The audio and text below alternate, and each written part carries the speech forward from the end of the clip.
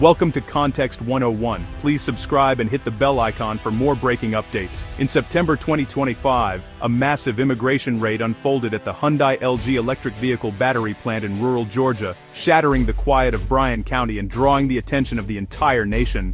What began as a routine workday quickly turned into chaos as federal agents swarmed the facility, their presence impossible to ignore. The news spread rapidly, sending shockwaves far beyond the local community. Across the country, people watched in disbelief as headlines dominated the airwaves and social media feeds, sparking heated debates about immigration, labor, and the future of American industry. Hundreds of highly skilled South Korean workers were detained, many of whom had been brought in for their technical expertise. Their sudden removal exposed a deep contradiction in American policy. The nation's aggressive push for foreign investment and advanced manufacturing clashing head-on with increasingly strict immigration enforcement. This single event put a multi-billion-dollar investment at risk, halting production and leaving the future of the plant uncertain. It also strained the U.S.-South Korea alliance, forcing both governments into urgent diplomatic talks and raising concerns about the stability of international partnerships. In boardrooms around the world, business leaders questioned whether America could still be trusted as a reliable partner for global investment and innovation. International media outlets seized on the story, highlighting the growing uncertainty for companies operating in the U.S. and the unpredictable nature of American policy. For American workers, the raid cast a shadow over the much-touted manufacturing renaissance, raising fears about job security and the future of their communities. For global corporations, it signaled a new era of political risk and uncertainty in the U.S. market, prompting urgent reassessments of investment strategies. The Georgia incident is more than just a local crisis. It's a global wake-up call, forcing the world to reconsider the balance between economic ambition and the realities of policy enforcement in America. Hyundai's Bryan County facility began with optimism, an ambitious vision to reshape the American automotive landscape and redefine the future of electric vehicles in the U.S. The company announced a staggering $26 billion investment, signaling its intent to make the U.S. a global leader in electric vehicle manufacturing and innovation. This wasn't just about building cars, it was about building an ecosystem for the next generation of mobility. The new plant, a joint venture with LG, was designed to be the beating heart of Hyundai's North American EV production. It promised to create thousands of high-quality jobs, inject new life into local communities, and revitalize a supply chain critical to the nation's economic future. Hyundai's move was part of a much larger wave of foreign investment sweeping across the U.S., a wave that was transforming entire regions and industries.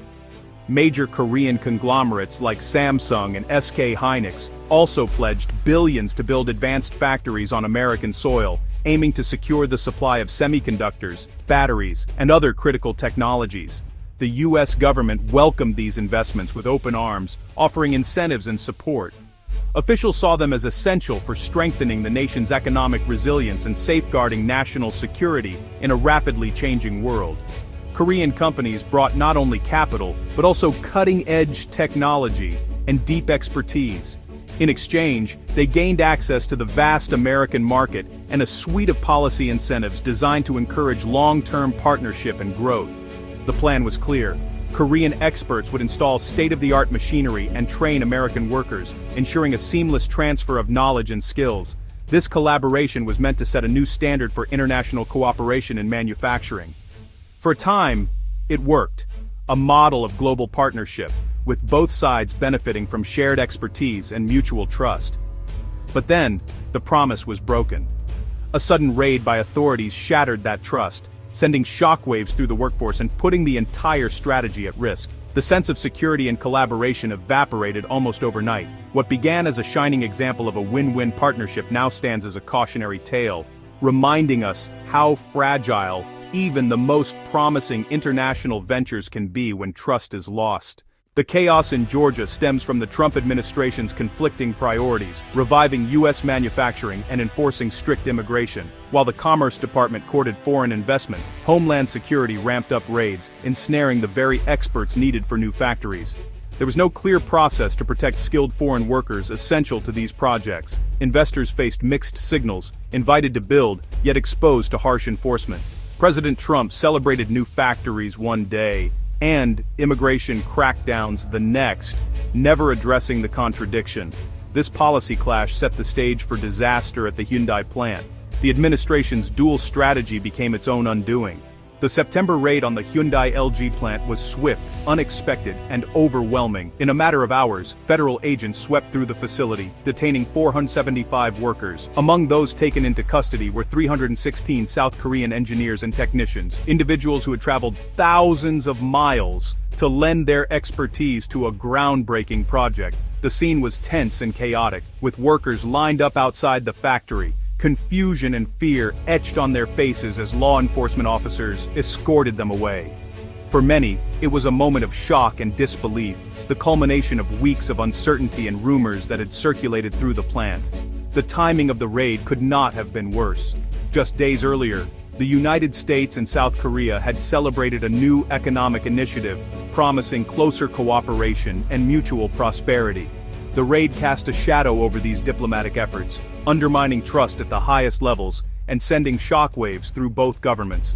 These were not unauthorized laborers or temporary workers. They were highly skilled professionals, many with decades of experience, who were absolutely critical to the success of a $26 billion project. Their expertise was irreplaceable, and their presence had been celebrated as a symbol of international collaboration and technological advancement. Outrage erupted in South Korea almost immediately.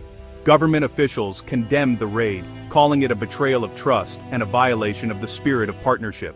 Protests broke out in front of the U.S. Embassy, with demonstrators waving South Korean flags and demanding accountability. President Trump, facing mounting criticism, defended the raid as a matter of national security.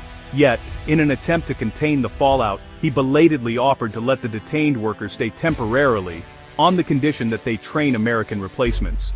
The offer, however, was seen as an insult by the engineers, who unanimously rejected it, unwilling to participate in what they viewed as a deeply flawed process. The damage was done. Trust between the workers and their American counterparts was shattered. Many of the engineers, feeling betrayed and unwelcome, made the difficult decision to return home. Tearful farewells played out at the factory gates and airport terminals, as colleagues and friends parted ways. On September 11, 2025, more than 300 South Korean experts boarded flights out of the United States. The factory floor, once alive with activity and innovation, fell silent. Equipment was left idle, and the sense of loss was palpable. Their departure marked more than just the loss of talent. It was a public and humiliating failure of U.S. policy, exposing deep contradictions in the country's approach to immigration, labor, and international cooperation. The plant, once hailed as a beacon of industrial renewal and a model for future investment, now stood as a stark monument to chaos and mismanagement. The exodus of the South Korean engineers sent a chilling message to global investors and business leaders. Confidence in the stability and reliability of the American business environment was shaken. America's contradictory and unpredictable approach had immediate, tangible costs. Stock prices fell, production ground to a halt, and the ripple effects were felt across the industry.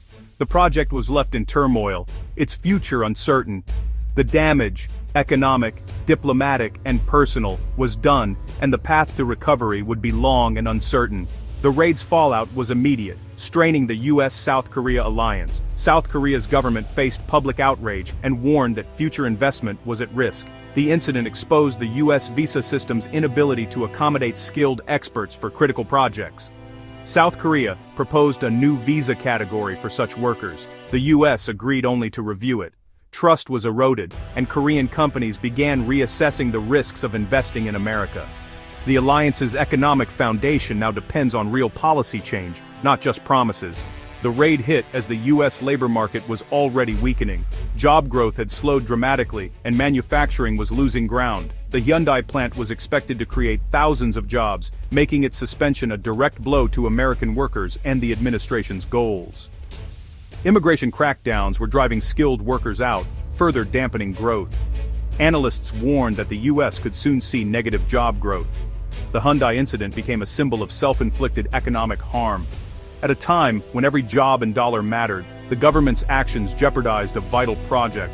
The message to global investors: political risk in America is rising.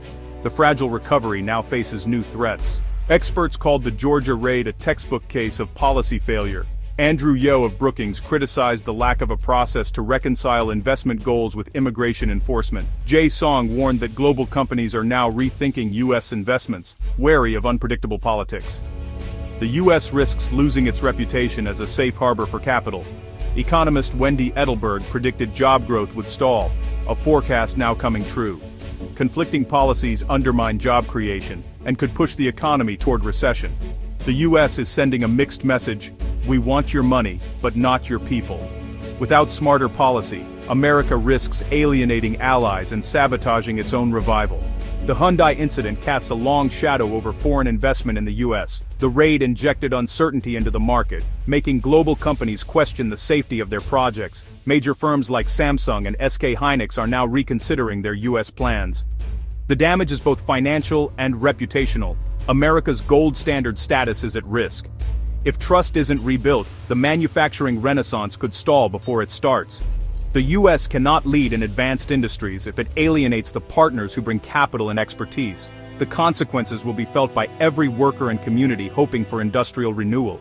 The Hyundai raid has brought America to a crossroads. The lesson is clear: economic nationalism and hardline immigration cannot coexist in their extremes. The U.S. must develop coordinated policies that welcome investment and the expertise it requires. Embracing South Korea's proposal for a specialized visa is a practical first step.